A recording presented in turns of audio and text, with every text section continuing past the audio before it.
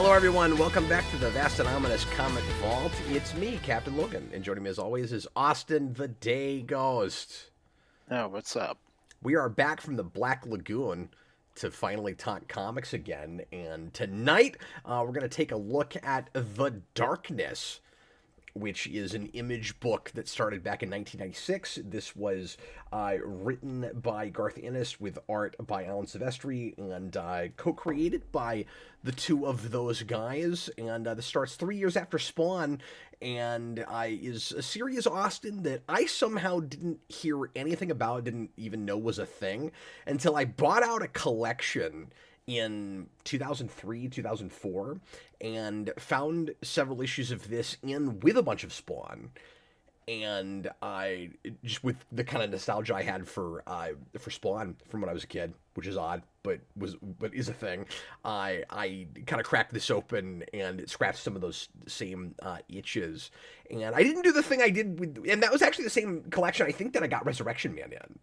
And Resurrection Man, I kept and read all the way through. And this, I think I read an issue or two of, and thought it was kind of cool, but never picked it up again. So I didn't pick this because I know it real well, and I've read all of it. I've always been curious to finally actually dive into this and read the whole first arc, because I've never done that before. Oh, okay. I wasn't sure, how familiar you were with it. Like, if you were a big fan of The Darkness or what. Yeah, not really. I always thought it was kind of a striking image. And I have the same thing with Darkness that I do with Witchblade, which is appropriate because they're in the same universe, which is a thing I didn't know until... I didn't know that until I cracked this open, but I also didn't even know the Darkness existed. So, there's that. But I always thought that was a real cool-looking design. But I never dove into it. I never really knew very much about it. Oh, okay, yeah. Yeah, and I just knew about the games. Like, it was a little bit after that I found out, it came from a comic. And see, And I I was haven't even shocked. played those. They look cool. Yeah, I was shocked when that came out because I was like, I thought I was the only person on the planet that's ever heard of the Darkness. Like, I'd never talked to one other person that had any idea what this was. And despite that, it crossed over with everything. Well, I want to know, too, because I looked into it, and it said that Dimension bought the film rights in 2004. And I want to know if they were just, constantly renewing them, trying to make it happen, or if they just did it once and went, Yeah, I wonder about that. I wonder who's got it now. Because I know that's happened with a few Ennis things. Like, I know Preacher... I can't remember which studio it was, but Preacher got the rights, and they just kept renewing it, but Yeah. never ended up making anything. So he was just kind of like, I mean, this is sweet. Like, I'm just getting all this money every time they renew the license. Maybe the same thing will happen with Darkness that happened with that, where it'll finally just land on a streamer. Seth Rogen. Yeah, it'll end up being a TV show. Mm-hmm. Make it happen, Seth Rogen. I'm surprised you're the TV guy. It's never gotten at least an animated series. Because Witchblade got both a live-action show and an anime. And you think that, this is perfect for anime material. You'd think that would, at the very least, happen. Maybe it appears in that. I don't know. Yeah, I don't know. Maybe so. I've watched an episode or two of that, but I never bothered with the whole thing. I've never seen the live-action Witchblade show. I'm pretty sure he doesn't show up in that. Yeah, I don't know. I didn't even know there was one. Yeah, I own it. I've never watched it. But anyway, I digress. Another thing that I got in that collection was the Batman Darkness crossover, which was a big, thick one-shot. And I think I actually might have read that even before I read the first issue or two of this. And so, just because it's Batman. So I'm looking at that having no idea who this guy is and why he's got all these weird, creepy demon minions following him around everywhere and just, laughing maniacally and biting things. And then I found out that like I said, the Darkness, for whatever reason, has a weird number of crossovers with things. And there are, I think, a couple of Darkness Witchblade crossovers, which again makes sense because that ends up being almost more of just a Marvel team up kind of thing because they already exist in the same universe. Hmm. But the weirdest one well, maybe not even the weirdest one. One of the weird ones that I discovered recently, I bought and not read yet, and it was 2 issues, and I got them both at my comic shop a few months ago. They did a Darkness Superman crossover, which is like very strange. Weird. Well, you know what's going to happen now is we'll get the Darkness versus Godzilla, and then the Darkness versus Red Sonja. Yeah, because they're crossing with everything now. And you'd think that you could be like, oh, well, of course, Alien and Predator, because Marvel's crossing them with everything right now, or at least inside their company. But that already happened. There is a No, of Darkness course. Witchblade Alien Predator crossover. Because naturally, of course, that happened. And then there's one Marvel one. And let me check my phone here because I got a picture of this. Okay, yeah, there's one Marvel one that came out, I think early 2000s by Ron Mars called Unholy Union. And it was Incredible Hulk, The Darkness, Ghost Rider, Witchblade, and Doctor Strange. Oh, so it's almost like a Defenders team up. Okay, Yeah, that's kind of odd. And that makes sense. it's the only one like that of these crossover things that I've seen that I can think of that like got its own name like that. Got like a Mhm. cool edgy sounding like the Unholy Trinity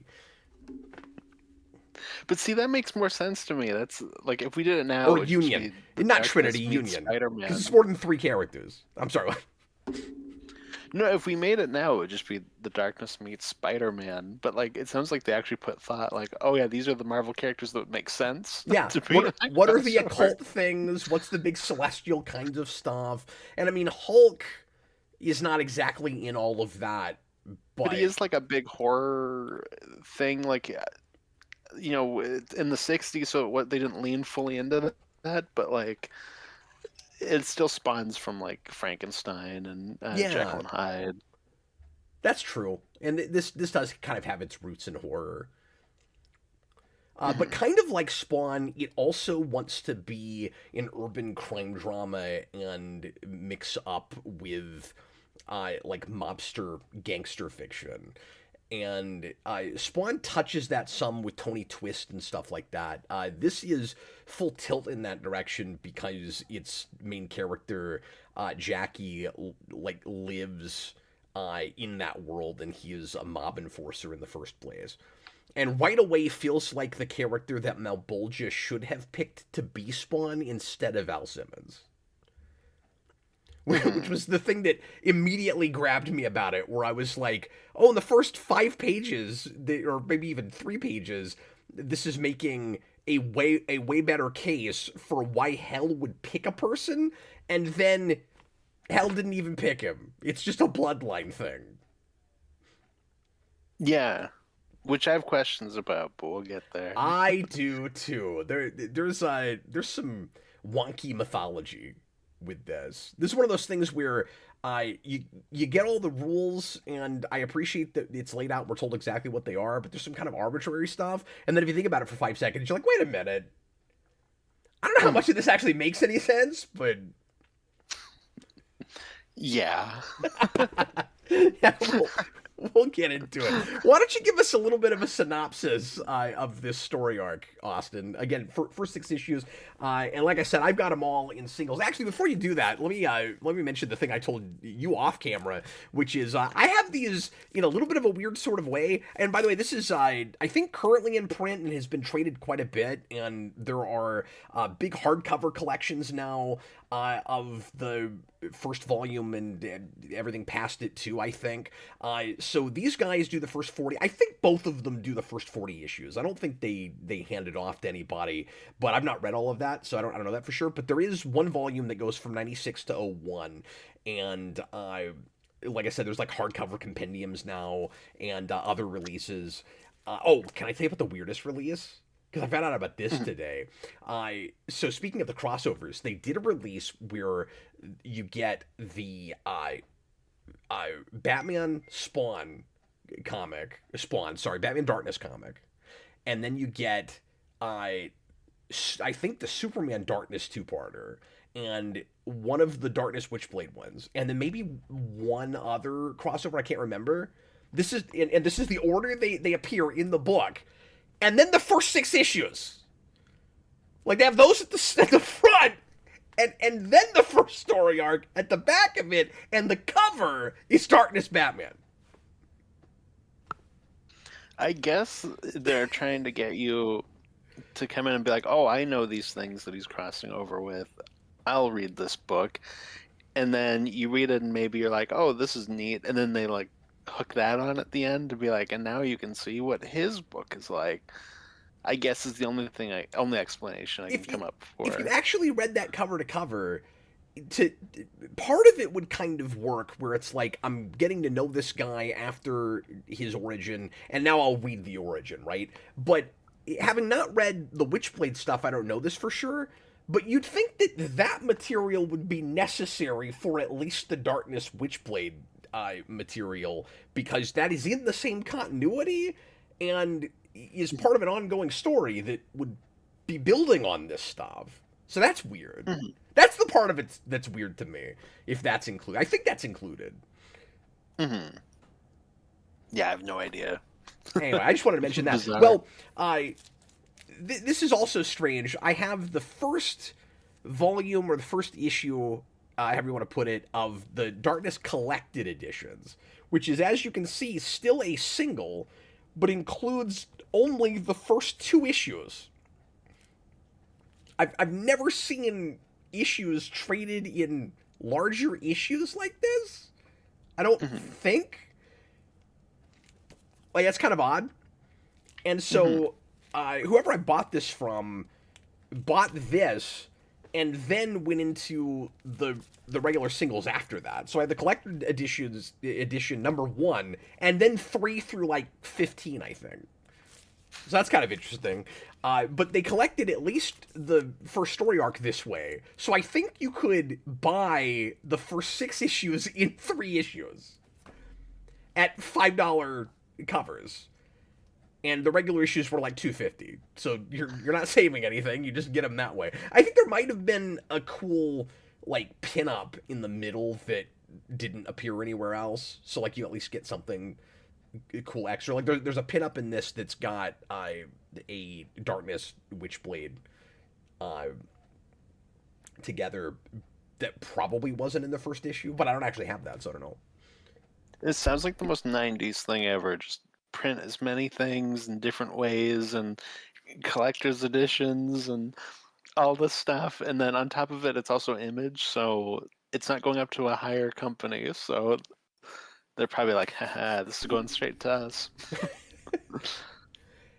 Yeah, it's very odd. Anyway, why don't you give us a little bit of a synopsis of this, Austin?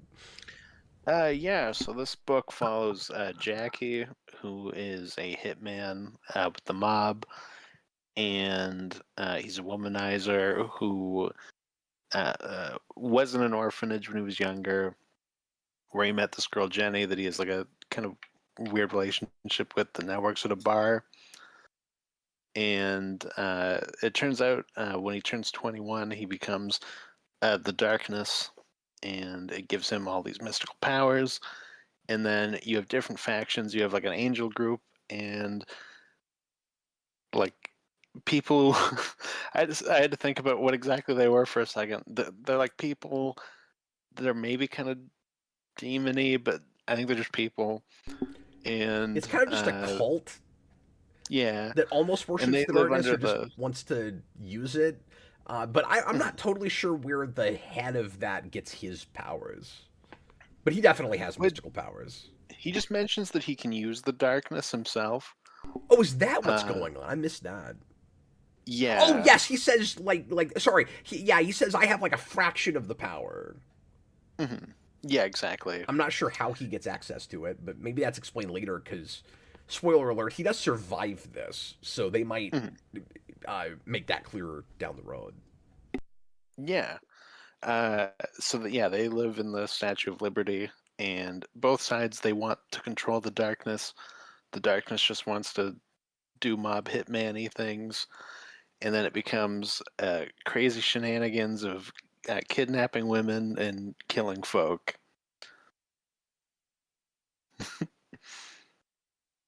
That's pretty much it, yeah. And then you have kind of another faction that features less prominently in the, or I guess two factions uh, if you think about it, with the gang war stuff happening with the mob. Because you've got one faction of that trying to kill Jackie at the same time as the more celestial stuff is happening, with the Hmm. angel side that wants to kill him, and uh, the kind of order of Saint Dumas that wants to control him. I was getting a lot of Yeah. Asriel from this book. Well, and that side of it's so small. Like I wasn't even thinking about that, but yeah, there is like a little bit of that. Well, it's funny because that side feels really small. Sorry, I had to move past the bloody toilet real quick. I feel like I might get dinged by YouTube if I have that on the screen for too long. Uh, Oh, I just thought you didn't want to look at a bloody toilet. I mean, I don't. Is my preference to not stare at that this whole time. But And bloody toilets are always funny. yeah, toilets of any kind, according to Sam Jackson. But maybe he Mhm. would even agree that specifically bloody ones. But it's just like added layers to the joke, really. I Austin, I let's just go ahead and get into this a little bit. What was your experience taking a look at this? So issue one, I was kind of like, this isn't hitting me yet, but like we're only issue one, like we'll see. Uh, issue two and beyond, I'm like, okay, Garth Ennis is phoning it in so hard. There's no other way. There's no other way he's not. I'm like, I've read Garth Ennis. I love Garth Ennis. There's no way to me that he's not phoning this in. So eventually, I'm like, okay, I have to look this up. And because I'm reading it and I'm like, he feels so detached. Like I don't really get any of what I like about his writing here. So I look it up and I find an interview where somebody says like, oh, like we keep doing darkness stuff. Will you ever write it again? And he goes, only if I really need money because I only did it for money in the first place. And I was like, yep, I I knew it. I can see why you're saying that. Yeah. Uh, I was not a fan of this personally. This to me is just kind of every bad '90s comic. um, but yeah, someone's in like the announcement post for this was like, "Oh, this is another example of Spawn, but better," and it probably is, but only like a little bit. Yeah, that's the big thing I have with it. I can't look at a thing like this without comparing it to Spawn. Particularly because it is Image, it is from that same time period. The layouts and even the pencils look a lot like that book. Even though it's not Silvestri necessarily trying to ape McFarlane, you even look at Mhm. some of what they're doing with lettering, and it's a lot like Spawn. Uh, but like panel layouts and just the way it handles its like really over the top violence, and so I have a hard time not looking at a thing like this and going, well, it's Spawn, but it's like coherent, and I know what's going on, and the characters are a little bit better drawn, and I come to find this protagonist a little bit more believable and sympathetic than Al Simmons. And again, the bar is very low. Like, just compare it to Al Simmons.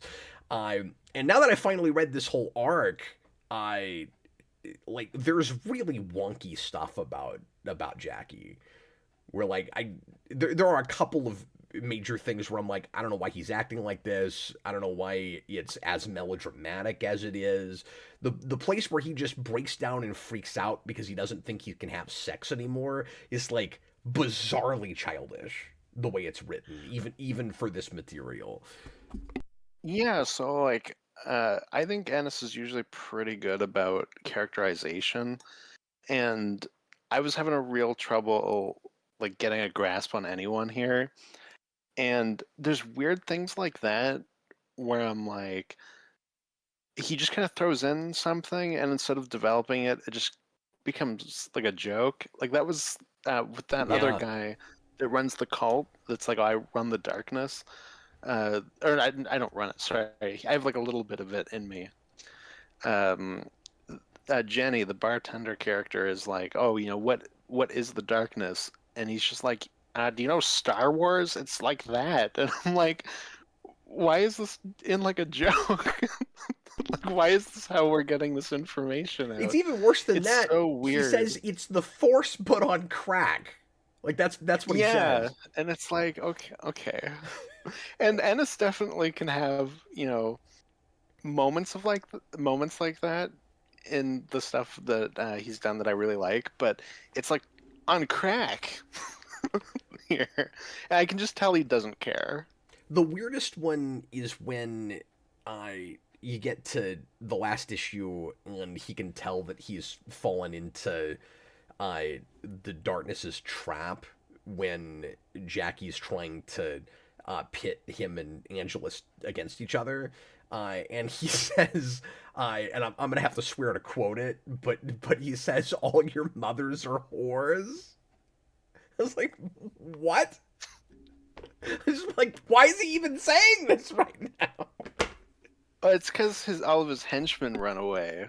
It's like that makes sense, but like, Just that I was distracted by vulgar insults the way yeah, through. There's a bunch of really, you know, bizarre and sometimes funny, over the top insults. Like I said, vulgar insults. Um, for me, this is kind of a guilty pleasure kind of thing. yeah, I and I can understand that. I am definitely enjoying this more than you, and it's hard to explain why. Again, a lot of it is just in comparison to Spawn, where it's kind of refreshing that it's a similar concept where I can tell what the hell is happening, and it's not retconning itself every 5 seconds, and it doesn't start with amnesia, and it has a story that has a clear beginning, middle, and end. Like that's all nice, but even beyond that, it's also not taking itself very seriously, and I think I'm liking that more than you are because I don't have as much experience with Garth Ennis as you do, and the stuff I've read for him is fine, but not my thing. Like I've reviewed now several arcs of his Punisher because it kept getting requested, and I found like a lot of worthwhile things in those stories, but I didn't feel the need to ever go back to any of them. Hmm. Yeah, for sure. And so Uh, I guess for whatever reason, it's kind of fun to me the way he's got like a not giving a crap attitude with this. I guess I and like yeah, it goes too far. Like there is a part of me that would like to see this, I you know, like tightened and tonally, and for it to like pick a lane more and decide if it wants to just be like almost a like raunchy, ultra violent parody book because it sometimes kind of reads that way. But then, especially by the end, I mean, it is telling a story and it is telling a relatively character driven story. So, I mean, you can look at it one of two ways, I think. You can either look at it as uh, we've got like an intentionally really silly, ridiculous story that's anchored in somewhat more believable, serious character stuff, or you have a story that is too serious with its character stuff to get away with how ridiculously silly it is. And I think your mileage is going to vary with that. yeah, no, for sure. One just like not just it being kind of silly in places because I've read plenty of silly Ennis stuff. I have no issue with that.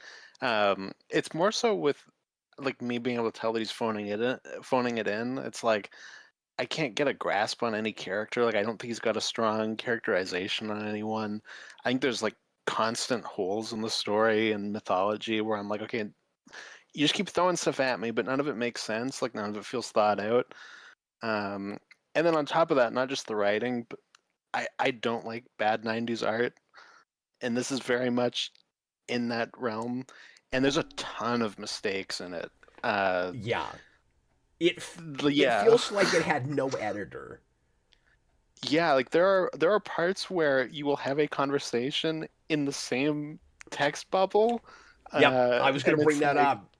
Where you like get stuff like that. a There's character, multiple times where the wrong person's saying like yeah, it's pointing to the wrong person. like one character is supposed to be responding to another character, but it's all in the dialogue balloon of one character, and you're like, wait, you're responding to yourself, but you're the other. And you're right. There's at least a couple of places where the balloons seem to be pointing to the wrong person. Yeah, they're pointing to the wrong person. There's just some sequential art I find kind of incomprehensible in Yeah, I have that places. too. Some of the action, I have no idea what's Uh, happening. Yep, that's right. And it even yeah, has so it's grammatical like, mistakes. I don't know if you caught any of that, but there's mhm, one yeah. place where twice in a row you get the possessive it's with an apostrophe when it should be the other it's. And you're like, seriously?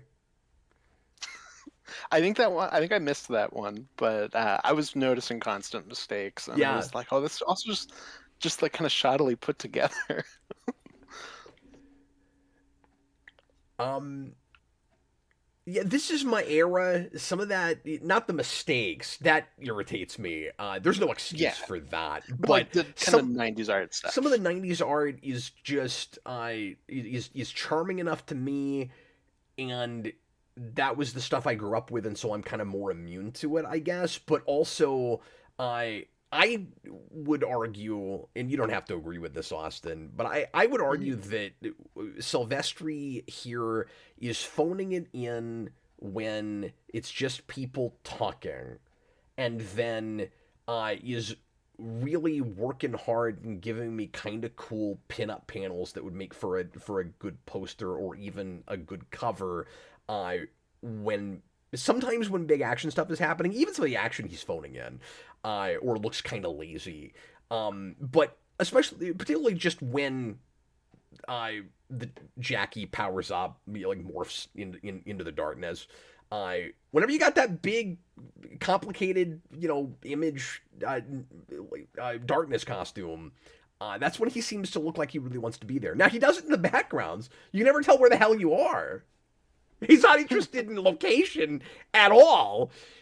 But I complain about that with '90s Marvel all the time, and like major artists like particularly in Spider-Man that we like. I, Mhm. it's Bagley is bad for You're it. thinking of Bagley, Yeah, yeah. with Spider-Man Well, in Venom stuff. Bagley's an artist I really like, but once he does Ultimate Spider-Man, like his '90s work, I don't really like because it's more of this. Like it's where everybody's trying to be Liefeld and Jim Lee, and Yeah, even they weren't especially good. And it's like I get like if you're into that stuff, but like for me, like it just kind of all looks the same. So you're probably right in that there's like parts that look better where it's like this is where the work's going into, but it's all in service of an art style I don't appreciate. oh, that's fair. Yeah, and that gets something in a taste issue. No, exactly, exactly. So that's why like I wanted to throw that out as like not objective, but like Because that's the thing that most, I don't even want to say gets me through this. I did not find this to be too much of a chore or a slog myself. I had mhm. all kinds of issues with it. I don't know if it's good. I Well, but I enjoyed it. I'll yeah. probably read it again. Honestly, I actually kind of want to collect the rest of this now. I've got the Mhm. first 15, and I'm like, I might as well keep going. I bet the rest of that's not all that expensive and difficult to get. So I'll probably collect No, I the wouldn't rest of think so. at least volume one. And I like these covers. Okay, like this is just a me thing, I guess. Mhm. Well, we had some folks in the comments at the start that are fans of this apparently, and No, I feel like I'm on my own because there were definitely people praising this book, both when you announced that we were doing it and in the chat. So I'm sure I'm probably going to be on an island to some degree. well, I'm in the middle of it. I feel almost embarrassed for how much I'm enjoying this because I can't explain it. Like it's one of those things where it tickles certain sensibilities of mine for some reason, and I'm also learning that I have the same thing with this kind of stuff that apparently I have with zombies, Austin, where like I don't think of myself as a horror person at all, and I don't think of myself as really caring about fantasy. But Mhm. apparently, if you go to like celestial places and like heaven and hell and like kind of Judeo-Christian lore, that's apparently where I live with fantasy. Because whenever Mhm. that stuff comes up, I seem to perk up more. I don't know why, but like I have this with Spawn, I have this with Death Note. Like, apparently, I'm also a closeted fan of whatever that is. Yeah, I don't even know what I would describe that as, but Like, how just like exactly you would Christian classify that? myth. Yeah, I guess Yeah. Yeah, I mean that's there's fair. there's no good reason this shouldn't be in the same world as Spawn. That's the thing that really irritates me about it. I because at the start of Spawn, McFarlane was intentionally trying to build a shared universe and connecting things, and you have Youngblood mentioned in the first issue, and Chapel kills Al Simmons, and all of that. And Witchblade is starting not too long after that, I don't think, or maybe even right at the same time. And then this gets to be in the same world as Witchblade, and McFarlane, way before that, has already decided that Spawn lives on an island and that it's its own continuity. And I'm looking at the angels in this and everything, and I'm like, there's just no reason that this shouldn't be in the same world as Spawn. And there's this big mystery and kind of question mark as to where all these things come from. You've got the darkness, and then and we'll talk about the mythology and stuff here in a minute. You've got the darkness, you've got the Witchblade, and then you've got whatever Angelus is. And those three things we're told might have come from heaven and hell. They're obviously supernatural and a kind of cult in some way, and we don't really know where they're from. And Spawn would give you the kind of gap bridger with all of that. Like I think it all still works, where it's like all the people on Earth that don't know where that stuff comes from would not know about Malbolgia and Spawn and all of that. And so that could be your backdoor explanation for all of this. And those of us that had been reading Spawn before this starts, we would already know where it all comes from. But the humans involved in this just wouldn't know that yet. And then at some point, you could bring it all together and then amalgamize your mythology. I don't understand why we never did that. One early image definitely is supposed to be, and I did wonder that going into this because I wasn't sure the exact dates right away. But early image is very much like, oh, we think we're making a shared universe, but it's a company made by like a couple of people with like the world's biggest egos, so they were never gonna play nice together about that, Well, and when you and it like say immediately falls off. early image, yeah, it always feels to be like the first year, maybe, like maybe even just the Mhm. first few months. Like we're Yeah. only 3 years in, and we've Mhm. already abandoned at least part of it because it's like these two things go together, but they're not touching Spawn, even though they've got scantily clad angel chicks with gigantic wings. Mhm. Why is this not? Why is it not the same angels? It's Well, ridiculous. that's why I wanted to mention just image in general because like I feel like all the early image books are think that they're in a shared universe. Like I think Youngbloods is also talking about other ones, and maybe like Pit is. Yeah. I don't know. I can't remember all Well, the and Darkness initial crosses books, with but Pit, but I don't know if they're they, already in the same continuity or if that's more of a Batman Darkness thing because I've not read that book. But it also got a crossover like Witchblade. yeah. I don't know. I also don't know what the hell Pit is. Like I've never read that. I know nothing about All it. I know is I think he's really big and he's got like blades. I think. Yeah, Senior Sticks is saying, "Am I saying that Kirkman has a huge ego?" No, he wasn't one of the this founding members. has I'm nothing to do talking with about like Kirkman. Liefeld and McFarlane. But yeah. Now that gets weird because Kirkman creates a character that crosses with Spawn and I guess is in the same universe. Oh. McFarlane. I can't remember his name. I have to look. It's the it's the guy dressed all in white that's got kind of a Spawn looking face, and he's yet another like living. I think it also starts with an S. I'll look it up. I can't remember. And it's like another living costume kind of thing that sort of acts like a Venom symbiote or Spawn symbiote, and they obviously should be in the same world because they're really kind of similar. And I think the story with that was McFarlane like, goofed at a convention or somewhere and like seemed to not know who Kirkman was and or something and felt bad about it, so he offered Kirkman some kind of connection to Spawn. I don't remember that story real well. Haunt, it's not an S. Haunt, that's what it is. Thank you, Senior Stars. Oh, okay. Well, then I've read a couple Invincible issues of Haunt. It's good. It's very generic. What I read of it. And then Invincible gets to cross over with Spider-Man. Oh, does that happen? Yeah, I forgot about they that. just adapted it, I guess, in the second season of the show. But obviously, you can't have Spider-Man, so it's like generic Spider Hero. But he's voiced by Josh Keaton, who was Spectacular Oh, you told me Spider-Man. about that, So it's but I like a didn't. bit of a weak, nudge, nudge. That's funny. Well, they should do it with the Tick too, Mhm. because Invincible and the Tick got a Oh yeah, because they crossover, cross over. and the Tick was done real dirty by Amazon. So like they owe that to Edlin to put Tick in that show. I'm just gonna throw that out there. That should happen. I guess it depends where that happens in the comic run. Maybe it will. I don't even think it's probably in continuity. It's not in the run. It's a one off. It's actually not in Invincible issue. It's the Tick issue, because that was the big Oh, Tick okay. number 100, and that's actually kind of valuable now.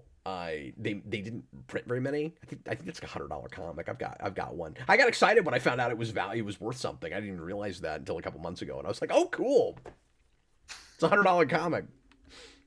Oh yeah. Well, if it's in the Tick issue, it might not happen. No, But you it never won't. know. You never know. It won't, but they should. Maybe write an angry letter to Void Rivals, and it'll probably get printed. Oh yeah, probably so, because they can't get anybody to write letters to that book. Yeah, I should do that. Yeah, exactly. That'd be really funny. I should really lay it on thick and act like I'm way more angry about it than I am. Just like really lose my crab. That'd be And pretty then just funny. end it with like, by the way, everything you're doing is great. By the way. I love you. It's Amazon that pisses me off. And by the way, what did you think of the Serafinowicz show? And why is it the best superhero show ever made? And then he'll just be like, well, it's not Invincible because it's his show. Well, then I'll say live action. See, and then Oh, that, okay, there you go. because I Then you'll say actually Walking Dead. I actually legitimately think that's not a superhero show. I said superhero. I know. Did I say superhero? You did say superhero. I was joking. I also don't think he's happy with Walking Dead, but I could be wrong. I'm convinced he's No. only a co-showrunner on Invincible because of Walking Dead. Yeah, we've had this conversation. Yeah, no, you're absolutely right. I actually legitimately think the first season of the Amazon Tick show might be the best live action superhero show ever made, but I have a pretty massive bias with that. Anyway, okay, Austin, let's get into the mythology and the rules of how the darkness works. Kick that okay. off for us. My eyes are gonna get cross-eyed, but okay. No, I want you to start because I can't wait to watch them roll in the back of your head. I'm sorry if this was kind of a chore for you, by the way. Oh, it's okay. It's okay. I mean, stuff like that happens. I was also excited to do this. Like, this wasn't like man, like you're having me read this. Like, I genuinely did think I was gonna like it, and I'd still like to play the games because I do think the games look cool. Yeah, I So, like what like- I've played of this. I've got both of them. I've not looked at Darkness 2 because I haven't finished the first. I played maybe 3 or 4 hours of this. But right now, it's kind of blending in my head with Bayonetta because I played some of that a little bit more recently, and they're really similar in my head. Oh, anyway. really? Oh, okay. People might think I'm crazy Weird, for saying that, but at least like just the feel and like the cutscenes and stuff, like the I humor, thought it was just like a think, is first-person shooter. kind of similar, and yeah, but I'm talking more just like mythology and what happens in them. Oh, okay. I Like, got you. 'cause Darkness is like Spawn, and Bayonetta is like Angela from Spawn. Like the reason I immediately liked Bayonetta was because it put me in whatever the genre is that we were talking about Mhm. earlier. It also is this genre, whatever this Oh, and subgenre. you like the Dante's Inferno game. Yeah, I like that a lot too. And Yeah. the Inferno was one of my favorite things I had to read in high school. So I have Mhm. this in Greek mythology. I was like the underworld stuff. I don't know what it is with hell, but I have a hell thing. Yeah, hell fetish. Yeah, apparently. But yeah, what is the darkness's mythology? Okay, so yeah, so there is a lineage where every single person in this lineage becomes the darkness once they turn 21. But if you have sex and Specifically the impregnate, men, I guess. Are there? true, I didn't. I mean, Yeah, I guess it would have to it be. seems like it's Ah, always been men, but I don't totally know why that would be the case. It seems like you get lucky that every time somebody new is born in this line, that we pass that to their male. I didn't even think about this. Is like a whole other layer that I didn't even consider. But I Yeah, guess that was one of the things I was confused about. Yeah. because men choose the sex of the baby, I guess maybe they just only have Y chromosomes. But um, so when you impregnate somebody, you die, and then now the darkness is in them, in that baby. Uh, Yeah, but you die during intercourse. yeah, well, technically it would be after, but they did Like, say during yeah, in one yes. scene. And I was like, I mean, technically after, We'll but we'll get into this, guys, because that could take me down a whole other path. also Angelus, who's like the angel lady, also This mentions how still she's makes more killed. sense than the Spawn mythology, by the way. Like it does, but I at least know what the rules are. I don't understand them, but I know what they are. Sorry, go ahead. But Angelus, who is the angel lady, has also killed many darknesses. But then, if she killed them, how would it move on to the next person in the lineage? Because it's always been that one lineage. Wait, does it So actually none of say that she's means killed some of them? she mentions it multiple times. She's like, I've killed so many darkness people, and I was like, but that doesn't make any sense. Okay, yeah, because one of the Um, things I thought was weird about it is just the fact that they all seem to survive, and that seemed too easy to me. But if some of mm, them died, then I don't. It's weird because apparently the darkness, if you kill the host, will move on unless you kill it right as it's uh, manifesting in the person that has it and is coming of age at 21. Because Angelus is like, well, if we kill him right as it's manifesting, then the darkness will also be destroyed and now we can take over the world. But then, in the next issue, after it is fully manifested and Jackie's already used it and killed a bunch of people, and I think you've already got the thing with the guy with the toilet. She goes, she shows up to him and is like, I'm gonna kill you, and the darkness won't have anywhere to go. And I'm like, well, wait a minute, that's not what you said though. And so like, why wouldn't the darkness just move on to something else? And then the way the Angelus entity works is you kill the host, and then it, as a streak of light, flies off to find another host. Because we see that happen at the end when she dies. mhm. Well, because they say with her, it's not a lineage thing. It's you just get to choose whenever you swap. So like they just live for long periods of time because like why would you be like, okay, I guess I'm done. Yeah, But she has been alive for 900 years, I think they say. yeah, And like oh yeah, over 1,000. But yeah, yeah. And she's like, oh, I'm gonna kill the darkness, and then I can take over the world and mold it into my own image. But it takes 21 years for the darkness to manifest. That's 21 years where this thing that is your polar opposite just does not exist. Like, why can't you do it in that period? Especially if like, okay, the darkness just died or like went on to the next person. well, and that is that Spawn problem where it's like Malbolge is just waiting around for Al Simmons to do something before he uses him as the general in his army. It's like, what are you waiting for? You're right. I didn't even think of that. That is a ridiculous problem. And Yeah. her only explanation for waiting this time with the 21 years is, well, I could have killed him at any time, but then the darkness would just move to somebody else. And so I want to kill him right as it's manifesting, because then I'll kill them both. But you're right. What is stopping her? Why not just take over the world, and then once the darkness kicks off, kill him then? You're going to kill him anyways when he turns 21 and gets the darkness. That's some Power Rangers crap. What is stopping you from doing that? Well, she even has a Goldar that she's like, I'm gonna send a monster to go kill him, but I'm not gonna send you, Goldar, because you're too valuable to me. Are you calling her? Is the person you're calling her Goldar the like other hot angel chick that she's probably sleeping with?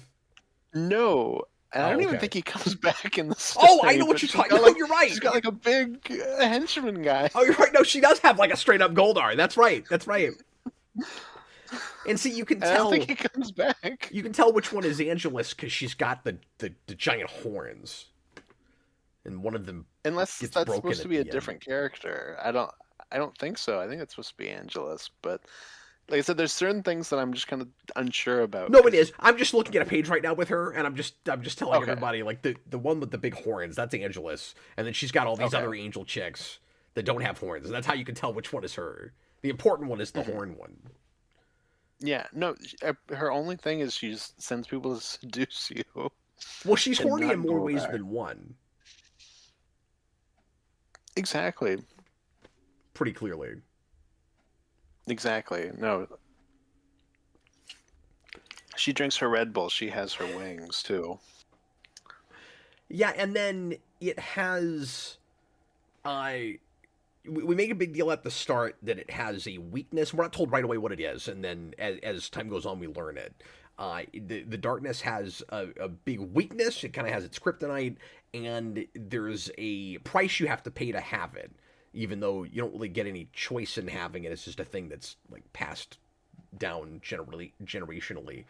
And so the weakness is it only works in the darkness. Only works in the darkness, which is I'm not surprised he did that. That's kind of right there. And the idea of the darkness not being able to operate in the light is a thing that we do, like metaphorically all the time with stuff. Like we even talked about this with Darkman. Like Darkman does that. So like that's all right. And then Jackie finds all kinds of ways to like make dark happen so that he can morph up into the darkness and use it. Like he does smoke bombs, and so it's like dark enough for just a couple seconds so you can do that. And then the price you have to pay is the other big muddled thing to me, is this idea that you can't, and I think he could have used this to really good tragic effect, and maybe it's for the reason you're saying that he just doesn't care, and so he's not trying hard enough. But the idea is you can't have sex with anyone if you're the darkness, because, like Austin said earlier, you'll die immediately if you impregnate someone.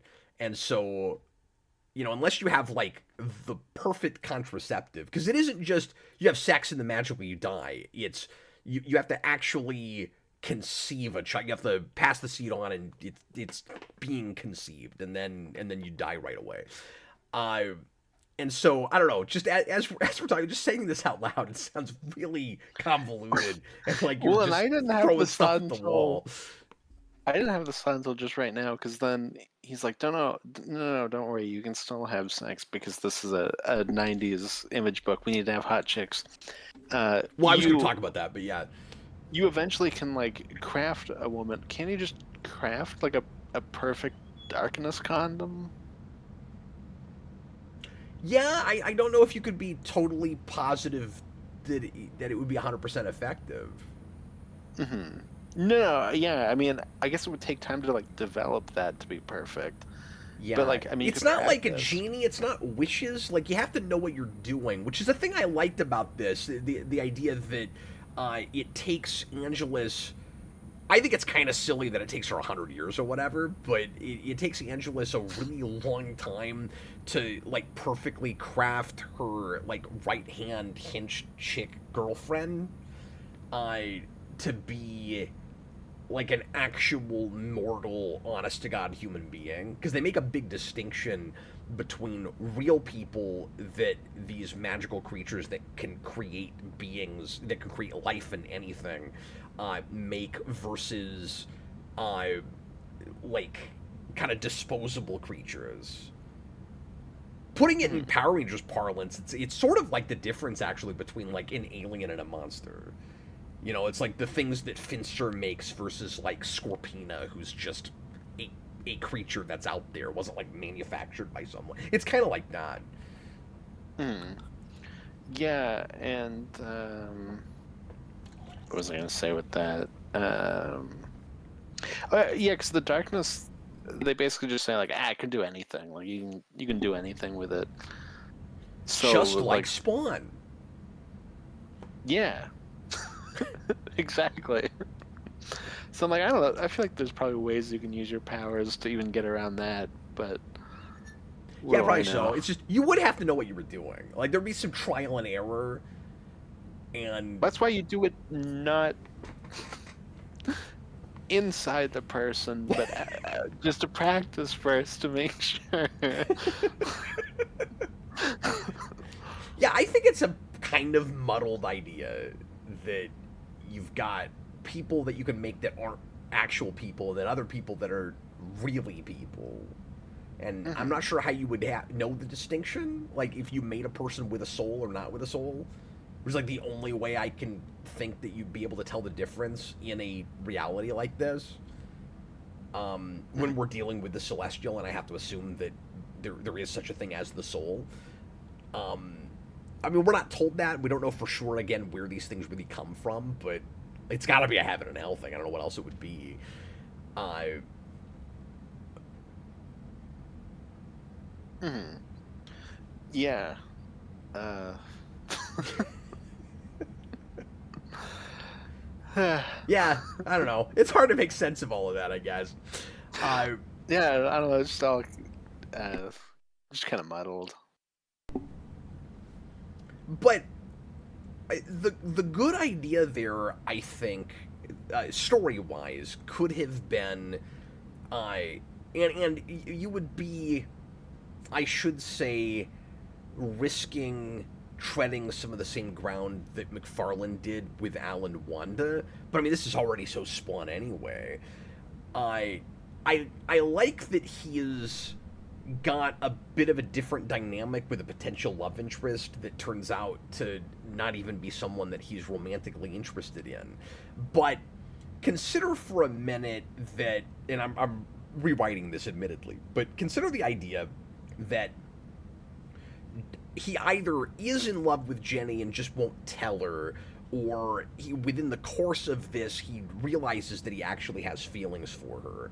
It would be a real tragedy if for him if you get to the end and he finally realizes that he doesn't want to be this promiscuous womanizer kind of bastard guy that just sleeps with everything that moves, and that there's actually this person that he's cared about all this time and would like to settle down with, and he could never have children with her.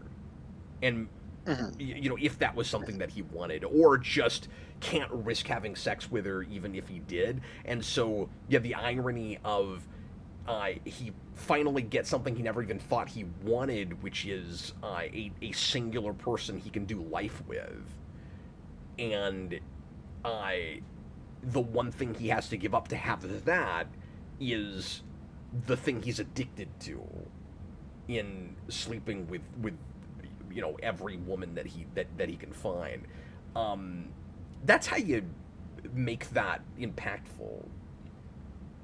Well, one of the only things I know about the game is that she dies in it.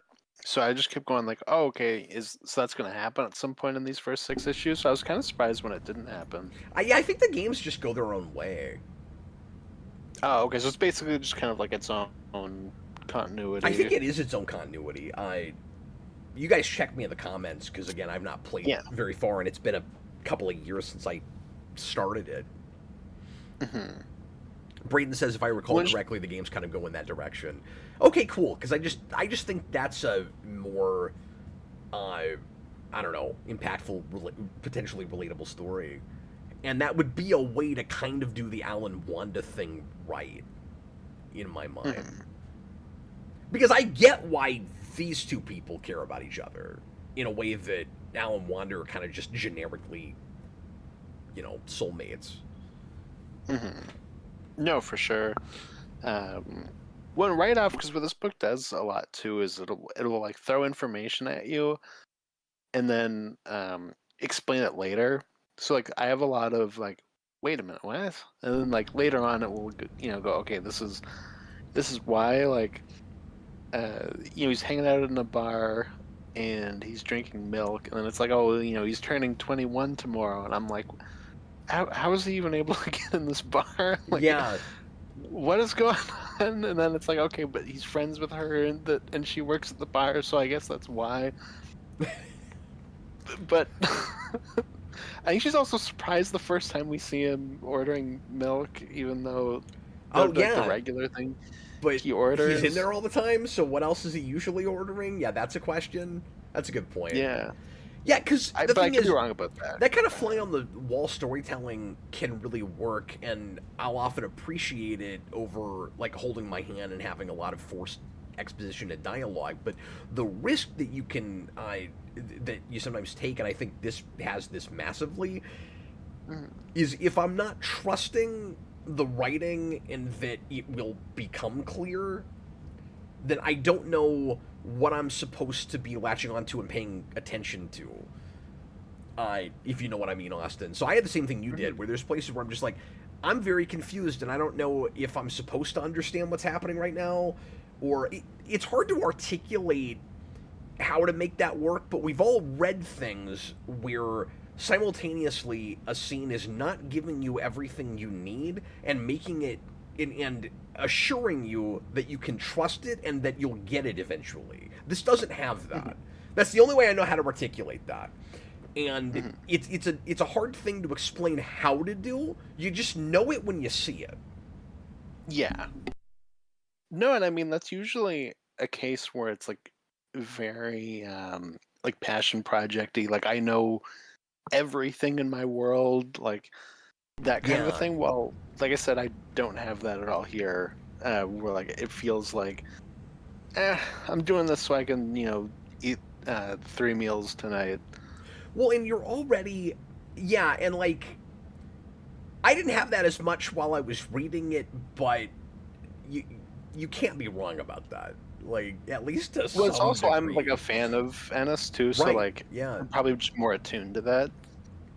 To be fair.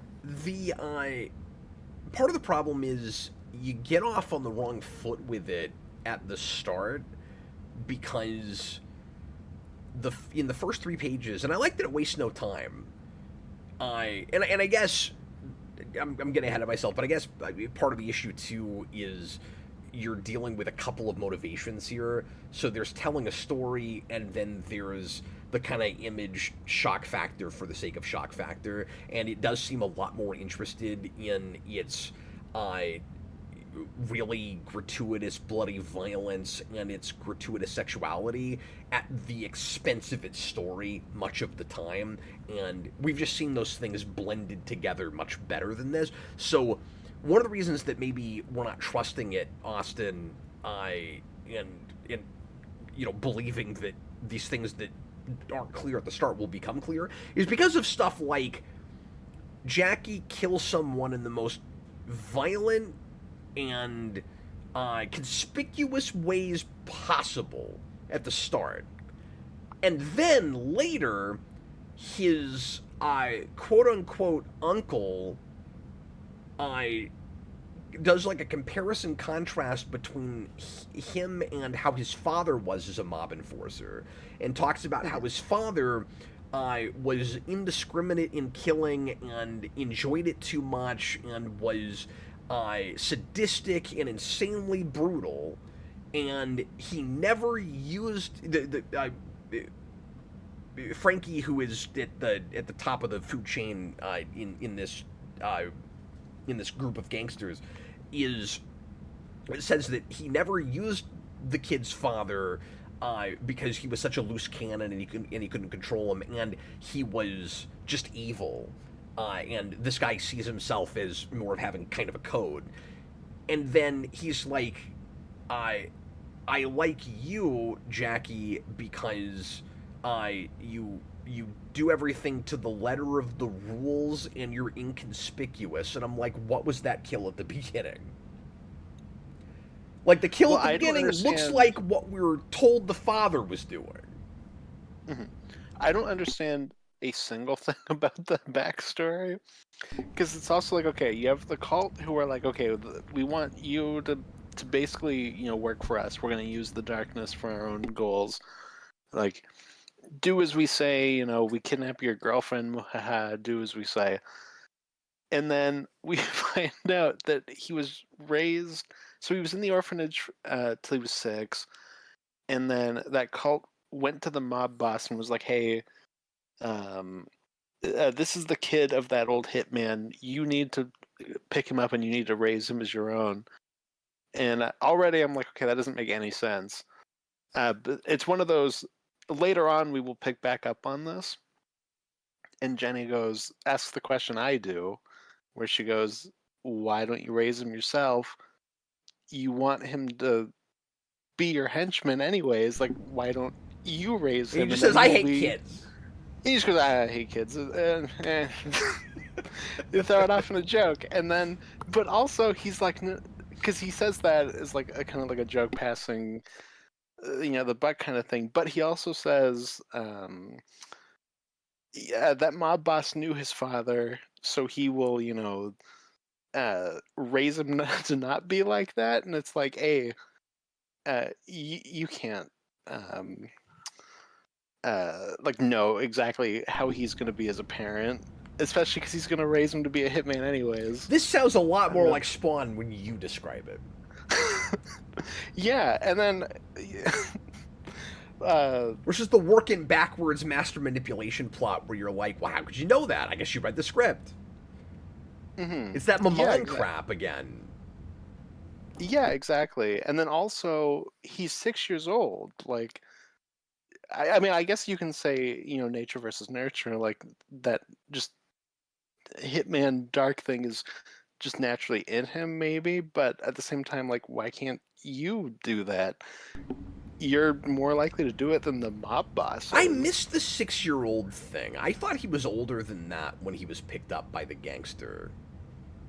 No, the leader of that cult with like the glowing eyes, says like, we found him. He's 6 years old. He's in this orphanage. Yeah, but when we get the background from Jenny and the way he's protecting her, so you're saying he's 6 when he's protecting her? Well, then he probably like just still, you know, helps her out when he's living with the mob boss guy. But yeah, that's what they give you with that. Okay, they should have just aged him up a little bit more than that. That's weird. Just make him 9 and it's a lot better. Like, that's really strange. Okay. And just all of that I found just really bizarre and just kind of strange. Yeah. Like, I liked her side of that, okay? Mm-hmm. The kind of conflicted feeling she has in not liking that he's a killer now, but feeling, you know, kind of loyal to him because of the way he took care of her. And I like the point of not just while he was there, but he kept going back, like he made a point to do that. Mm-hmm. I like all that, okay, because it makes him more of an actual human being, and he's not just a womanizing mob enforcer. But I wonder if it doesn't come too late, because this does have also that Spawn problem of, I don't really know why I'm supposed to care about this person. Like, you can do good anti-heroes where you understand, like, how they became the way they became, and that, as I always say, dictionary definition, sympathetic. He sort of has that. I think I'm with you that he's not as drawn as he could be. Yeah, because I don't mind even him being, more on the bad side of the kind of anti-hero thing, Yeah. or just straight up being a hitman that's a bad person. I just don't get enough of a sense of the guy. Yeah. And No, I agree when with that. things like that, I err more on believability than relatability. Where it's like, okay, even if your character's a bad person, if I can buy that he exists, I'm fine with it. Like I'm fine looking past the like, oh, is he a relatable person that I can like. Yeah, me too. I guess it's just once we got to the more human stuff, that was like the closest we got to defining him at all. So Hmm. it's not even that it makes him more likable to me so much as it's something like it's information. Yeah, no, for sure. No, he's almost got like a that kind of Snydery thing, right? Where it's he's got like his one connection to humanity, and that's kind of the one thing that keeps him human. That's true. I think you have to give it a little bit more than that because he at least has his relationship with his uncle, and they're obviously both not good people, but that at least proves that there's like an empathy in him, and there's not like that one link to humanity. Like there's at least two people that he would, uh, Yeah, but in terms nuke of the whole Snyder planet for it. Superman, Like that's more than Superman had. no, but in terms of Superman, that's his like Ma and Pa Kent. That's the ones that are like, it's okay to kill people or let people die. Well, that's true. Real quick, earlier Senior Sticks had a $2 super chat, and I haven't read it yet just because it wasn't relevant to what we were talking about. But he says, so sorry it took me so long to get to this, Senior Sticks, but he just says, what do you say about Nicolas Cage as the Darkness? Uh, Absolutely. Nicolas Cage would be awesome as the Darkness. That'd be great casting. Yeah, I mean, that kind of He's, manic I mean, he's too thing. old to be playing No, now, just yeah. 21 now, but But yeah, I that want kind him to of, do it now, and it's still just, I'm it's the same 21. thing. That kind of manic thing Mhm. would work well for this character. Exactly, yeah, and just the way you would be able to play off of like the creatures that he can spawn, and you'd probably get him to like voice the little beings Oh, and stuff. Like sure. I think you'd really go for that. I also think You that could do it there's animated. a couple. Yeah, sure. I think there's a couple of different ways you could play this in live action. You could do it more understated or more over the top pretty easily. Like Hmm. uh, this could be another Keanu Reeves type part. Yeah, well, I could see how you would make like an A24 movie out of it or like a Blumhouse movie out of it. Like I could see either direction with just this basic premise. Yeah, I agree. Um, but yeah, it makes me interested, especially if it's just going its own path entirely, what the game looks like. Yeah, it sounds like it probably refined the stuff a bit because I do think there's something really here with the premise where Yeah. No, like we I keep can see where you're saying coming from with that. And it is real Spawnish, but it's got more like clear cut rules, and I don't know. I kind of like the idea of uh, the juxtaposition of uh, like this really evil thing that creates. Like I think that just as a broad concept is interesting. hmm Yeah, no, that's Like very fair. it's about creation before it's about destroying. I think that's interesting. Because the other thing that it's got in common with Spawn, of course, is that you're supposed to have theoretically a or ostensibly a dark side and a light side, but they're both bad, Mhm. or they're both, uh, not clear cut good or evil. That's how Spawn tries to play heaven and hell, Mhm. and so, like the woman in this who Angelus, who's supposed to be the light side, she's basically Redeemer in Spawn. Oh, okay. I was thinking like a yeah, like her, I guess, or him, I guess, mixed with like Angela, because obviously, like in appearance, Yeah. like it's very Angela. Well, yeah, that's true too. But I guess I'm just saying that in that Redeemer starts as anti-spawn, and the whole point of it. But I mean, Angela is a spawn hunter, so I mean, I guess it works both ways. And you have that No, you're whole right. thing where she's like, I've killed every darkness I've come across. And I'm like, I don't think that makes sense. But okay. Yeah, somehow I missed that. But if that's in there, that's ridiculous, and that gets into. See, I almost praised this for not having anything as ridiculous as what I'm about to mention, but that would be, which is, I spawns again arbitrary rules, right? Here it's the the kid gets the darkness manifesting when he's 21. With Spawn, you get one every 400 years. I don't know why 400. Seems like a really weird, big, long spread of time. But okay, every 400 years there's a new Spawn. Except you have uh,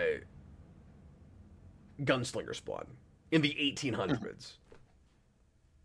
It doesn't make any damn sense. Well, they forgot about that rule. That is as stupid as what you're talking about. What's funny, and I talked about this in Spawn Year, I thought maybe it was retcon and they just weren't talking about that anymore. It comes up again after that. That's why it's insane. Yeah, I don't know. Apparently, just like this kind of material, because people also say, Ghost Rider is super convoluted. Apparently, it's Yeah. just incredibly convoluted to make this kind of a thing. Somebody's got to make it happen, where it's just really tight, makes Yeah, we sense. really understand it. What I want to say is it's because the mythological material that it's based on is really mysterious and like hard to fully grapple with. But the problem is none of this is looking that closely at biblical texts or Greek Yeah, mythology or like we're not using any of the specific trappings of it enough for you to not be able to just go your own way and make it as clear as any fantasy mythology you've ever yeah, had. and it's something we talked about when we did the Wonder Woman origin. But like, there is a way to do mythology where it's something that doesn't really make sense, but like it fits in its own rules. Because that's what well, I built my baby out of clay is, right? Like, Yeah, it doesn't actually make sense. Like, but that is something you could see in a myth, yeah, and it makes sense within its own world and story. And then you have something like this, or Spawn, or Ghost Rider, or whatever, where it's like you're throwing a bunch of information at me, and it's kind of just contradicting and contradicting. So like, you could do it the other way though, where it's like it doesn't really make sense, but like in a mythological way. yeah, and I've seen it with what I keep calling celestial type material. Uh, like handled a lot more consistently, even with things that have a very arbitrary rule set, like something like Death Note. Like that makes a lot more sense than this or Spawn or Ghost Rider, and it has an obscene number of ridiculous rules. But like they all fit together. Like nothing contradicts anything else. Like there's gigantic conceit, but Hmm. that's okay. Yeah, Like for sure. that's not really the problem. Like you said, just don't contradict yourself and like stick to your guns with what your rules are. And I think the reason that this is more stomachable to me than Spawn is because I at least all the character motivations are clear. Like I know why people are doing things. It's like this guy wants to control the darkness. This girl wants to destroy the darkness and take the world. Like I know why they're doing things. And your main Hmm. character is also proactive and has uh like clear intelligence and uh is like streetwise, and we know how he grew up, and what he was doing as a mob enforcer and how he's able to put together a plan, like, not that it's real complicated or anything, but just bare bones minimum. At least you do like this. This is where the standard is. At least when you have this character at the end go, I'm gonna have this big trap that all my foes are gonna fall into. I You go, well, he had to have that kind of a mind doing the job he does, and so like you buy the resourcefulness. Spawn just doesn't do anything like that. You know what this is missing though? Is a cyborg monkey that's on his way to New York. You look. There's more material in this. It's always possible that something like that is in this. That's true. Garth Ennis, if there is no cyborg gorilla in this book, what are you doing? Nicholas Bodo Or Marc says. Silvestri. Nicholas Bodo says, "Hey Cap, if you really like the stuff, you need to read Tokyo Ghoul." I think I started it at one point, unless I'm thinking of it is. unless I'm thinking of something else. But I think I've read a little bit of that. But I'm not positive that I'm not thinking of something else that has Tokyo in the title. So help me out with whether that's an American thing or a Japanese look thing. it up. Oh, thanks, man. Sorry, I Yeah. wasn't actually giving you orders. I was talking to Nicholas. No, it's okay. I can. Brian Tokyo movie. Ghoul. Tokyo Ghost came up first. That's Okay, what looks it like it's was. a No, that's it. That's why I hesitated because I thought they might be different things. Yes, I read Tokyo Ghost, not Tokyo Ghoul. Oh, okay. That's what it is. Ghoul is a manga series. Yep, that's what it is. Manga. I'll check that out at some point. Oh, Brian, it's the Remender series is Ghost. yes, it's really good. Brian Movies Maker. The game is very different than the comic, but I think it's better. It gives it a way more grounded gothic take. I would love to direct the movie, but if it was going to come out, it is definitely an early 2000s type film. Yeah, for sure. No, I mean you could maybe do it now in like the Batman kind of way, where you go, pretty stylized noir with it. So there's maybe that, I guess. Yeah, you just have to really streamline some of this mythology. Hmm. But it sounds like if the games already do that, Then you can just adapt that. yeah. That and like you said, there's been other volumes of this. Like it could be that it gets better in the comics too. Yeah, sure. Well, at this point, yeah, wouldn't it? Sorry, let me say this. Wouldn't it be interesting and ironic if it had the opposite thing of Spawn, where Spawn is constantly retconning things and retroactively making stuff more convoluted, and this could retroactively make things clear all the way through as it goes along, because it's doing that in the first 6 issues.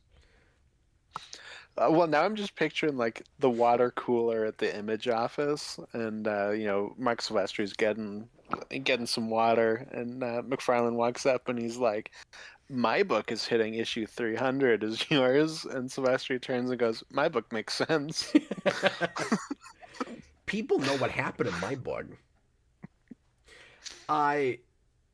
I think at this point, if you adapted this as a movie or even a TV series, it would be thought of by most people, regardless of what the approach was, as a game adaptation before a comic adaptation. Because there's a lot of people that don't even know this was a comic first. Somebody in the comments, even before we started, mentioned that. It was like, oh, it never occurred to me that these were the same property. No, because the games are like a cult classic. Like I still hear them come up now and then, where people are like, "Oh, like forgotten kind of games that like game series that aren't still making new games." Yeah, and even though still come up. it's been a long time since that second game came out, and you're right, it's a little bit more buried now. The profile of this property is still raised a lot higher by those having come out. I also think they're still available on the Xbox store. I'd have to check again, nice. but I'm pretty sure I've seen them for sale. Yeah, that's cool. But I think a lot more people have heard of this property now because it had, a AAA game series. Yeah, absolutely, absolutely. I mean, like I said, I had the same thing. That's how I learned about it. I would argue that, in a weird way, it has what Blade had.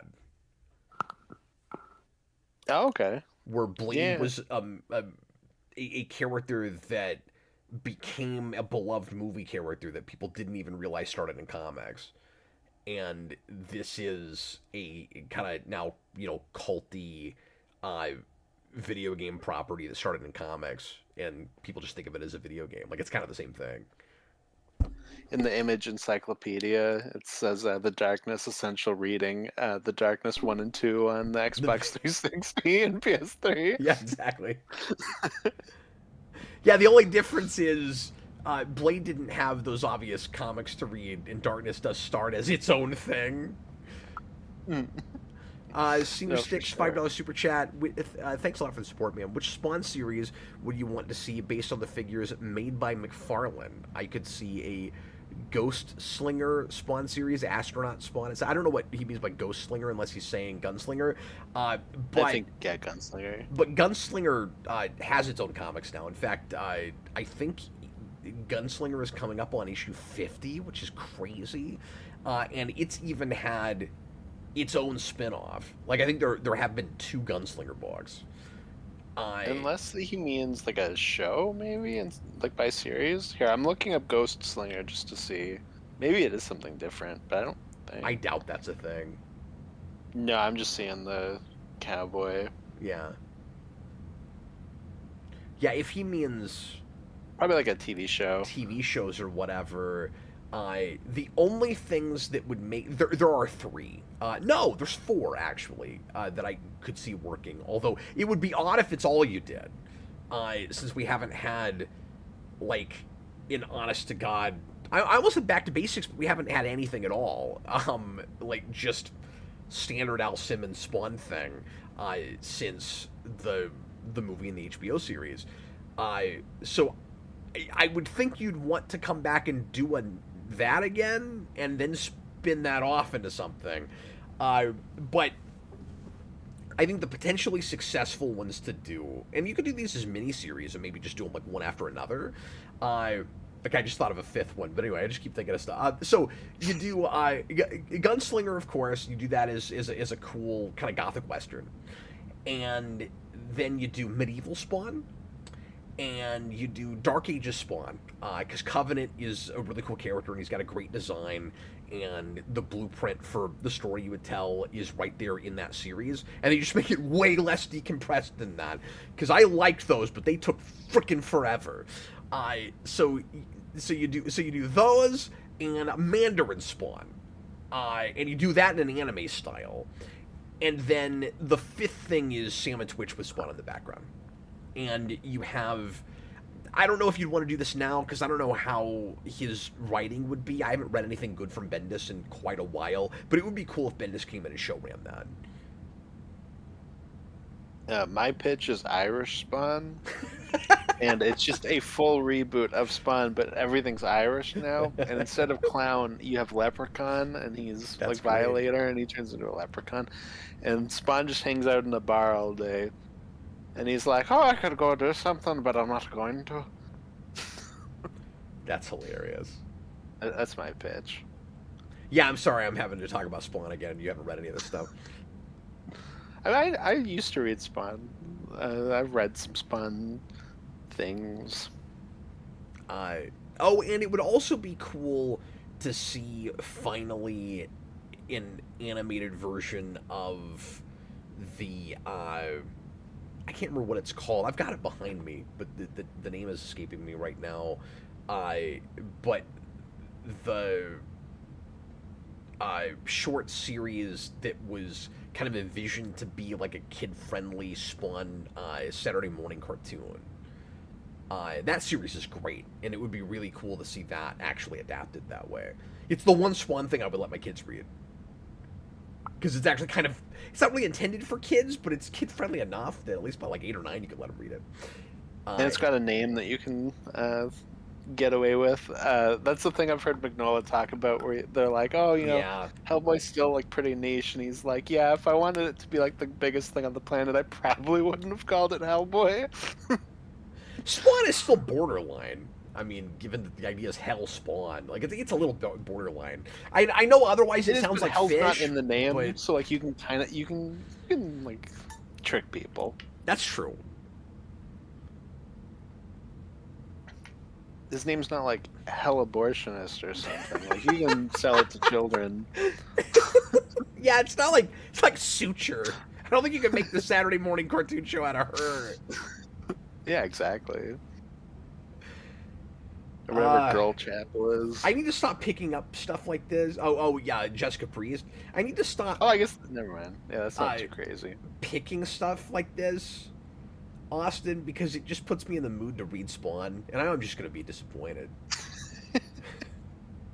It's just an abusive relationship. It is an abusive relationship. I'm saying my Spawn tattoo is on the screen. Todd is not going to change, Cap. He's going to keep hurting you. No, and I'm going to go back and reread the same stuff that broke me during Spawn Year, just hoping it's somehow better. You already poured over that stuff. You know it's not going to be good. Maybe you'll be like the elderly Silk Spectre. Like, as time goes on, the darker the future looks, the better Spawn looks. Even the grimy parts of it. Mm-hmm. As you hold up your dirty Spawn comic. Well, I did just buy everything in trade. I mean, I'll probably thumb back through it at least once. And then after 220, I haven't read anything. I've got the first 6 compendiums now, so I have everything through 300. And I reviewed 250 when it came out, like out of context. And it was as long and boring as you might expect. But I haven't read anything after that or the 30 issues before it. I might have read a little bit after 220. I can't remember. So I haven't even really read the stuff since Jim Downing leaves. Like exactly how that happens. I don't think I've really looked at that. Just reread the Cygor stuff. That's the important material. Well, and Cygor got his own miniseries, I think. Hell yeah. I don't think I reviewed that in Spawn Year. I don't remember that. I don't think you did. But I'm pretty sure that happened. I was also going to mention, correct me if I'm wrong, if anybody knows in the comments, but I think Garth Ennis, and this also read very phoned in to me when I did in Spawn Year, I think Garth Ennis wrote the Violator mini, which is just wall-to-wall blood and nothing else. Oh, I think you're right. I'm pretty sure he wrote that. I think you might be right. Well, because right before we started, I was re-listening to the Millar Time interview, and there's a part where he's talking about like, everything I wrote before Preacher sucks, and then I like a lot of the stuff after it also kind of sucks. That's hilarious. At least he's self-aware. It's like, I'm just doing a job. Yeah, and I'm like, at least you're honest about it. Yeah, I guess I can respect that. I mean, I much prefer a person to go to work and do their best, with whatever it is, like even if you're not real happy to be there. But at the same time, this kind of schlock really sold at that time. And what was ironic about it is, I guess I've been saying ironic a lot, but I think that word is right here, is the emphasis at the time was on the art. And the story kind of didn't matter all that much. And it's interesting how convoluted the stuff gets, where it's like, well, if it's all about just the splash pages, why bother? Why not just make something really simple? Why not just tell a very simple story? Yeah, well, that's what seems like conventional wisdom. But what makes it, but real quick, what makes it ironic is that a lot of the art wasn't very good. Yeah. Now, I like this better than you do. But like that last page I showed, I know you're not looking at the art right now, but the very last page of the book, it's terrible. Like a lot of crowd shots, human faces, like things in the background. When the very last page you have is just that, it's like, oh, he had to turn that in at 4:30 that afternoon, and he drew that at 4:25. Like that's what it looks like. Yeah, for sure. It sure as hell looks like it was colored at 4:25. No, that's why I can't be like annoyed at this book specifically. Like, it's a symptom of a much larger issue. Where to me, like, just the '90s is the worst decade for comics, and it's like this is just what a lot of that stuff looked like. So like, it doesn't even like really raise a red flag as being like notably bad. I was just kind of like, it's just kind of par for the course of the decade. And I guess I'm the most wishy-washy person in the world because you hurt my feelings every time you say the 90s is the worst period for comics. And also, I don't totally just say it disagree about with comics. you. Like, say again. I say it about like I don't just say it about comics. Yeah, I but know. And yeah. like, I think you're wrong and right all at the same time. I mean, at the end of the day, there's good stuff and bad stuff in any decade. Yeah. It's just how that stuff weighs off on the scale. But Yeah, it's just when I think of the '90s in comics, it's a lot of just this art. Well, and like, yeah, and I get defensive because that decade like completely defines me as a person. Yeah, well, that's why. Because my next pick, as we both know, is Skybound Transformers. But my pick after that will be Thunderbolts, and we can get into a period where it's this art, but like written really well. Yeah. So it's like I'll bring in some good '90s stuff, and from like right around this time because I think it's only the year after. Well, like you and I did Funeral for a Friend recently. You liked that fine, and the art was not awful. Yeah, no, it was all right. Several different artists. Like we weren't talking about bad '90s art when we were reviewing that. Mm-hmm. Well, DC weathers it way better than the other companies. Way better than Marvel. Yeah. But a big part of it is that Marvel spawns all of like the big kind of '90s artists that we think of for stuff like that, and then they spin off into their own company. Yeah. So it's like that's true. A lot of it is because of Marvel, but DC weathers it best. And so then it's like whoever they have left is still doing that sort of stuff. Yeah, because it was what was selling for them. And a lot of the big stuff that DC was making fun of it too. Well, we talked about that a lot with Nightfall, where Azrael is, Azrael Batman is a character that they're intentionally drawing that way to make fun of the competition. Mm-hmm. Not that DC didn't have anything like that, because they did. Yeah, like they had their characters with too many pockets. And it's Lobo, but Lobo is also kind of like a satirical thing at the same time too. Yeah, but like look at the Huntress and the Black Canary costumes from that period. Like there's too many pockets. I don't know why. It's like what you guys just I don't know Tic Tacs. Like what are you carrying? Like you get 10 extra sales for every pocket that's drawn on a character if you make that in the '90s. Jareth Gearhart, you don't like how the X-Men books look in the '90s, Austin? No, no. I guess that's like a hot take for me, but I don't really like Jim Lee's art. There's places where I like it a little bit more, but overall, I'm not the biggest fan of Jim Lee's art. Yeah, so I'm more charitable about it than you are. I've never understood why people are as obsessed with Jim Lee as they are. This is going to be a really weird way to put this. I like his art in theory, but often not in practice, which means I like him on covers more than interiors. Yeah, absolutely. He's done some pretty good covers, absolutely. Like, when you look at the best stuff that's in Hush, because that story is nonsense and it's not very good, the best art in the interiors in Hush are big full-page spreads that could have been covers. Like that's when he's at his best.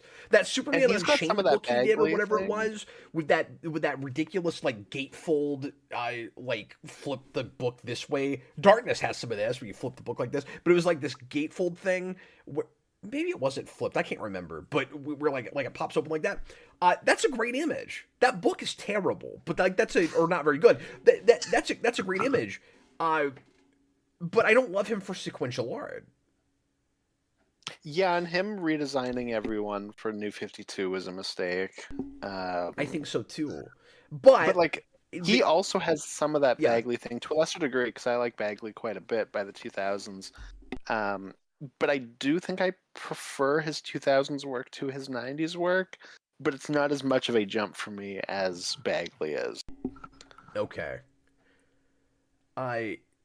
Because I am one of those like 90s animated X-Men kids, and that's based and like that begins my interest in X-Men, like a lot of people. And that's, of course, taking his designs and simplifying them and putting them in animation. And I love what that looks like. And so anytime you take the 90s animated style and then you translate it to the printed page to comics, that's what I want Jim Lee's X-Men art to look like. Like when you simplify it and you make it angular, it's way better. Yeah. When I have this with McFarlane, like I think McFarlane's done some really good art, but overall I'm not like a big McFarlane fan. But I do think, especially on his covers, it looks best. But like And that's he's totally still fair. got too much of that 90s look to me. Yeah. Well, that's where we just differ because I've got kind of my rose-tinted glasses to some degree. Where I kind of have the same Yeah. thing now with a lot of '90s art that I do with Batman '89, where it's like I see all the flaws, and it's just in my DNA. No, and I mean that's probably just the difference of you grew up starting comics in like the 90s. Well, for me, it's the 2000s, Yeah. where it's like, well, especially because the 2000s are such like an overcorrection of it becomes more of the writer medium, while the 90s were so much more the artist. Yeah. Like, it really flips. Yeah, and I'm really glad that happened. Like, I have no doubt that I would feel exactly the way you do about it if I had been born in like 2000. Like, I'm sure I would feel totally different about it. Yeah, for sure. But I wasn't. Anyway, anything else you want to mention about this before we bid everybody farewell this evening? No, I think we've like pretty much nailed all of it, I think. Yeah. I don't know. Guilty pleasure for me. Yeah, sorry, I kind of like raked it No, over the coals. I don't not want to at be like all. an asshole, but like, I like. I overall like it less as I talk to you, as far like story wise and stuff. But like, I don't know. I'd still read it again. I don't know. that's fair. I mean, people also clearly like this stuff. Like it, didn't go away. Like there is a niche group for this. Yeah. I wonder what that new book's like. Yeah, and is that like, did it just start, or is it like a This couple year. issues in? So Or I like, think oh, okay. it must be 9 or 10 at least. And I think it started toward the beginning of the year. But I don't know if we mentioned this earlier, but Silvestri came back for that, and I think he's maybe writing it, question mark. Interesting. His When name he's is the first, I CEO of think. Image, he's got to be like, Yeah. just really like, this is his bag. I wouldn't be surprised if like this is kind of his creation, and then he went, you know what? I'm not going to be Todd McFarlane. I'm going to get a writer. Yeah, maybe so. Yeah, you think maybe this was a character that he came up with sitting at a desk in the 8th grade, and Yeah, exactly. like McFarlane did with Spawn? You know what? I can at least say that the Darkness looks unique. Yeah. I don't look at him and go, "Oh, it's Venom without the mouth." And I mean, Todd McFarlane also co-created Venom, but like, Spawn visually to me is kind of just a hodgepodge of different things. But Yeah. I Now, can't say that to about be the fair, he Darkness. did come up with that design for Spawn before he did Venom, so Venom is more Spawn than Spawn is Venom, kind of. Except his initial Spawn design is pretty different from the one he went with. So Yeah, and there's also just other things outside of what he's done where I'm like, oh, like this is also kind of in the Spawn design. But that's whatever. yeah. But I don't know. I may sample that new book and see what that's like. I Yeah, no, it's interesting. I don't know how well you can follow that if you haven't read all of this, but I'm curious to see what in 2025 that stuff is like. I Hmm. Well, it could be because a reboot too, if it's like a whole new volume. yeah, I don't know. I don't know anything about it, so you're right. It could be. Hmm. Well, anyway, we're gonna go ahead and get going. So next week, we may be taking a break again from comics because the new Predator movie's coming out. We were talking about maybe reviewing that, so that might be Monday. Isn't that this But it might week? be 2 weeks. Or is Yeah, it so two that's weeks? this week. No, I mean 2 weeks where our Mondays are taken, Oh, possibly, because I think what's the next one? um, Well, the Running Man is this month, but I don't know if it's next week or if it's later. I'm not Yeah, entirely we'll have to sure. decide if we're even reviewing that. Yeah, it's true too. But yeah, Predator is this week. I mean, I am curious to see that, so I would be down for reviewing it. So at the very least, we're gonna do Predator, and then the next time we do comics, whenever that is, we're gonna do the last 12 issues. We'll have quite a bit to read of the first run of Skybound Transformers, and the next run under Kirkman has just started. So we'll finish the Johnson stuff, keeping it at Image, which I'm excited to finally finish and get to Megatron. Yeah. Are you 12 issues in, you still don't have freaking Megatron. He's just stuck on the side of a mountain. That's all you know. That's all you get. Exactly. No, he's scary in that book. I'm excited to talk about it. I bet. Yeah, that'll be great. And then I don't know what I'll pick after that. At some point, even though you were not the biggest fan of this, I may come back and pick some of the crossovers just because I think it's so funny how many Darkness crossovers there are. No, that is really funny. I'm finding I have really turned into, and I guess I always kind of was, but especially more recently, just a crossover collector in general. Like, I think I'm probably going to start picking up even more crossover stuff that I might not have otherwise.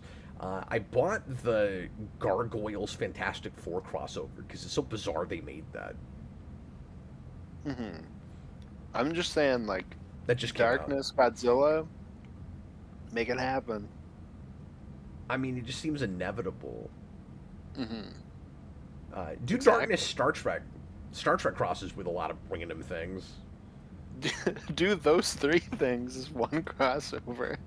Do I do the thing we do sometimes where you take things that crossed in the past just because there's precedent and cross it with Darkness, and do like Darkness X-Men Star Trek, because why not?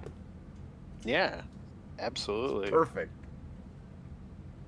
Darkness of the Planet of the Apes. Like, there's so many more crossovers we could do. And that's a good title too. The Darkness on the Planet of the Apes. Yeah, that's like a Planet of the Apes title. No, exactly. I don't know how there isn't a Predator Planet of the Apes crossover at Marvel. Like, what are we doing? Yeah, do they have Planet of the Apes? Because I think IDW probably still has it. No, they've got a Marvel book now. They actually opened. Oh, I didn't know that. They opened a Fox imprint under Marvel. That's, okay, that explains that. 20th Century Comics, and yeah, they got Planet of the Apes and, like, yeah, the Alien and Predator stuff. And IDW is the new Dark Horse, man. They've lost friggin' everything. I know. It's crazy. Kinda sad. Arctic Godzilla, wait, Gargoyles meets the FF is a thing. Why? I don't know. Because Greg Weisman really wanted it to happen. Just want to do that for some reason. Yeah, I don't know. It's a one-shot. I haven't read it yet, but I'll talk about that tomorrow night on my new comic show. And quick plug for that, I will be doing that tomorrow night at 10, me and Chris, and Austin for a bit if he wants to come on. And I've got 3 weeks worth of books, so I will go through them as quickly as possible. I will read as many of them as I possibly can before tomorrow night. What I'll probably do, because I think, I mean, I'll take a look at what I have, but I think most of it is stuff I'll also have, like, the next issue of this month. So for those, I'll probably just wait and just kind of be like, you know, these 2 issues when we get to them. Okay. Cool. But I might have, like, a few special things in there. I think I only had 3 issues this week. I had a really small week. I had decent-sized weeks, I think, all 3 weeks. I think last week was maybe a little bit smaller. It was like 4. I forget. Oh, okay. But I had like 8 a couple weeks ago. Yeah, I don't think I've even really read any of my stuff since then. I read 1 issue of G.I. Joe, that's it. I'm really behind. That's why I'm like, I might just talk about it into next month when I get to the next issues. But... yeah, I'm also pretty behind. Gargoyles, RJ Godzilla says Gargoyles meets Doctor Strange would make more sense to me. I really think all Weisman did was he went, well, the Fantastic Four have a building, and the Gargoyles like to be on buildings. Like, I really think that's the whole concept. Doctor Strange also has a building. That's true. Yeah. If anything, the Gargoyles would look, you know, more at home on his building than on the Baxter building. I can't explain it. Maybe it's just because they're teams. That's the only thing I can think of is that, yeah, you have like a kind of family team. Yeah. It is kind of hard to cross. You don't see this very often, right? To take like a singular character that meets a bunch of people. Like, we usually cross teams and teams and singular people with singular people, right? Like, you'll do your Avengers X-Men and your Spawn Batman, but you're not going to do, like, Batman meets the X-Men. You do Justice League and something like that.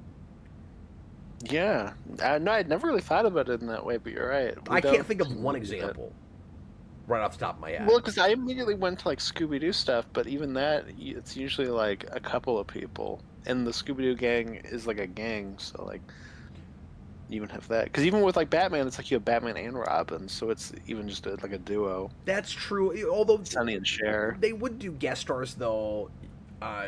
You're right. Like you'd get Mama Cass. Like we would occasionally do just one. That's true as far as that goes. I'm thinking more like straight up superhero stuff, where Scooby-Doo's kind of more. They treat it almost like a guest that shows up on a talk show. Is kind of more the approach. Like they still tell a story, but you could do Gargoyles meets the Defenders and have it be, you know, Doctor Strange, Silver Surfer, Hulk, and Namor. Yeah, that's true. Anyway, But anyways, thanks for watching, everybody. We haven't talked about the subject of this video for half an hour. We'll be back again tomorrow night, and join us for more geeky stuff here on Geekvolution. Thanks for being here, and good night. I was Captain Logan, and this was Austin, the Day Ghost. good night, everybody.